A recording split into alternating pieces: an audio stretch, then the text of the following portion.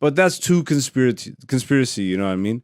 And actually, what a good segue, because the next segment on the show is Dante's Inferno, the weekly segment on this podcast where my guy Dante brings us some sort of news article, a meme, a positive thing, a negative thing, a scary thing, futuristic, something from the zeitgeist, something that's going on out there in the normal world. And then we discuss it here. And Dante, what the hell is freaking you out about the world this week? What is freaking me out about the world? Well, I wouldn't say it's freaking me out, but I do want to highlight the situation. All right. People. Now, if it would allow me to pull up this link. There we go. You know what I mean? So as we know, Paris is burning. This is the video I actually wanted to show you. Okay. Dismiss. So this is a guy basically going through the aftermath of the people that are rioting out in Paris. Oh, the aftermath isn't even done. It's still going, but they're still creating aftermath. This is just one guy doing a roll through. As of this recording, there's still aftermath Yes. being created. Can you hear this? No, I can't hear any. Oops. Here's the volume. There might not be. But yeah, as you can see, he's Full screen this. You got to full screen this, man. There we go. Okay. So you know why? Because he was listening to music in the actual video. Yeah, that makes sense. That's crazy. So he's just driving around listening to like Tokyo Drift and shit. And I'm No, in he's actually Tokyo. listening to like French rap music. Exactly. Je vous en prie, les autobus. Tabernacle. That was actually exactly what he's listening. I just mixed in a bunch of fucking Parisian French with Quebecois, and I know they hate that shit. Yeah. Oh, they think Quebec French is just a disgusting language. They think it's like country French. Restart this for me, because I kind of like, I don't know, man. I've seen war zones, bro. This looks light. Nike La Police. I don't know what that means. I mean, this is crazy. You know what I mean? There's a lot of burnt fucking vehicles. And also, just shout outs to the people for standing up for what they believe in as a collective. I guess Canada had it to some extent, but we were talking about this before we started recording, like the trucker protest. Like, I don't think, do you ever see Canada get into a place where we're so fed up that we do this? We tried. But we did it too nice. Well, the trucker protest? Yeah. I thought you were going to bring up the G8, the G7 summit. Remember that? Years ago. Yeah, I was remember that. years ago. Yeah, I remember that. There's a lot of. I have a T-shirt. And there's that a says lot I of. survived. There's a lot of speculation. Those are dirty police tactics. A lot of people dressed and covered completely in head to toe from black. All you could see was their eyes, and they're the ones that started smashing up all the shops and shit. Yep. So well, that's another thing. That's a police tactic. You send your own guys in disguised as protesters, and they start a riot, and then you guys have a reason to go in and fucking beat the shit out of people and crack skulls and all this shit. So, and this is like the concerning thing that I do want to talk about. It's like, yes, 17-year-old gentleman was shot by the police, but then you have all these other,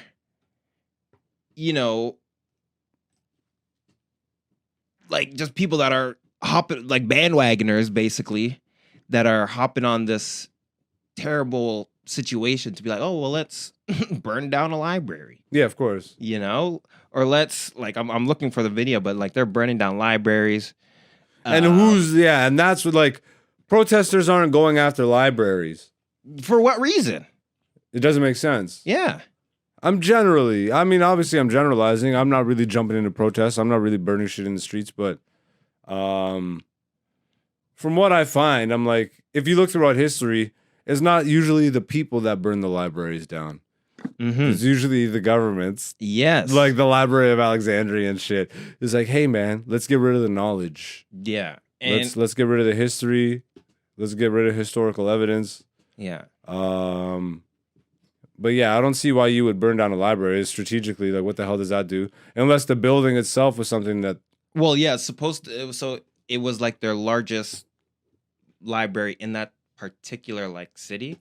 And So you know what's crazy? It's a Parisian library. Like, so there's probably a lot of African books in there that don't belong to them and stuff. Because where do they get all their shit from? They pillaged Africa. Like, Yeah. they still have their claws in that bitch. All their shit in the Louvre is just shit from other places in the world. Oh, 100%. The British Royal Museum and all that shit. It's just other people's artifacts, all their crowns and shit, all the jewels. Like a museum is a really like crazy kind of It's flex because crazy, it's bro. like It's a zoo for shit that you stole. It's like and it's like, yo, come check it out. Yeah. And you have to pay us. And you have to pay us. None of the money goes back to the people. We won't even acknowledge it. And if we do, it's an apology. Like, I think there's some jewel in King Charles, quote unquote King Charles crown that India's asking for back or something like this. Oh. And obviously, I don't know. And I don't know. There's a whole bunch of stuff. People asking for gold back and from France. And France is like withholding it. Yeah. I might be wrong. That might be England, but it's one of the two countries. No, I'm pretty sure people want their gold back from America right now. Like from what I heard, like a lot of the countries are asking because America has a lot of the gold right now. So a lot of the countries are like, hey, can we have our gold back? And then the US is like, all right, give us like 8 to 10 but years. this is one specific instance that I was just reading about yesterday. So I Okay. should actually remember. It's either England or France, but some African or India is asking for a bunch of gold that is technically theirs, that was taken. And through legal loopholes, they're like holding up the gold in court, essentially. Gotcha. And it's still on the wrong side of the world. Yeah. Like it's in the looter's account. But you know, that's what you get to do when you just fucking a tyrant. Yeah. And you just like continue to go towards like conglomerate everything. Conglomerate government, conglomerate society. That's why, you know, we all looked at the internet as some sort of positive thing. But then people started freaking out about globalization while being on the internet. And I'm like, yo, do you not realize that the internet is globalization? All of a sudden, the whole world is your fucking neighborhood. And I'm like, that's globalization, nigga. It's like yeah, exactly. You're not really meant to be this entrenched in the inner workings of like fucking in reality, right? You know what I mean? We should know nothing about what's going on in France. I mean, that's how it would be without this wireless communication. Exactly. But being informed isn't a necessarily bad thing, but No, taking it to the extent where you take on the like ideologies or you start to take on the mission statement or just start to take on the battles, literally the wars of other people that you have no business. But even just knowing about it. Yeah. You know what I mean? Like with the news, it's like they could just be like, oh, this place in this country over here, 80,000 people dead. And now you have to hear about that. And now that's in your mind. And that's just this You know what I extra mean? shit. And you're already trying to figure your life out. You're already bombarded with your local news, with your country news. Exactly. And now, like, the world shit is like, it's too much. It's an overload on your brain. And if you're not actually aware of all that shit and you just keep taking it in and taking it in, eventually you're going to hit a wall. And, you know, like, bro, there's a reason that mainstream is mainstream, bro. And that's a good point. Like, there's a term, like, people need to really watch their mental diet. You know what I mean? Like, they need to take notice of what they're taking in, not just what they eat, but like what they see. If they see just bad news, yeah, that's why you're not gonna feel like, oh, I'm not gonna have retirement money. But if you're disconnected and you're hustling on your grind and you're reading good books and you're around good people, like-minded people, you know, true. That's a better mental diet. Very true. Very true. How long into this are we? 35. All right, I want to get the fuck out of here. Let's do. That's Dante's Inferno.